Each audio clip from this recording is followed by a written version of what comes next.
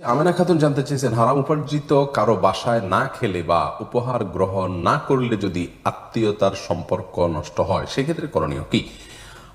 বোন আমেনা, হারাম উপার্জিত কারো বাসায় যদি আপনি না খান, তার যে যদি হালাল কোনো উপার্জন না থাকে এবং উপহার গ্রহণ না করেন, তাতে আত্মীয়তার সম্পর্ক নষ্ট হবে না। কারণ আল্লাহর জন্যই আমাদেরকে ত্যাগ করতে হবে। এখানে আল্লাহর জন্য ত্যাগ করেছেন।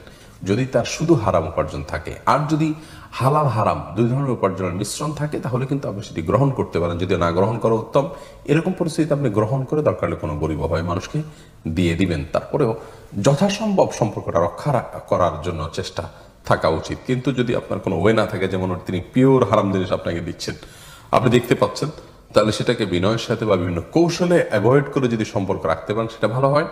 তারপরেও যদি আপনার সম্পর্ক রক্ষা করার চেষ্টা সত্ত্বেও যদি সম্পর্ক তিনি নষ্ট করে ফেলেন, আল্লাহর কাছে ইনশাআল্লাহ আপনার দায় থাকবে না। এরপরে নাজিফা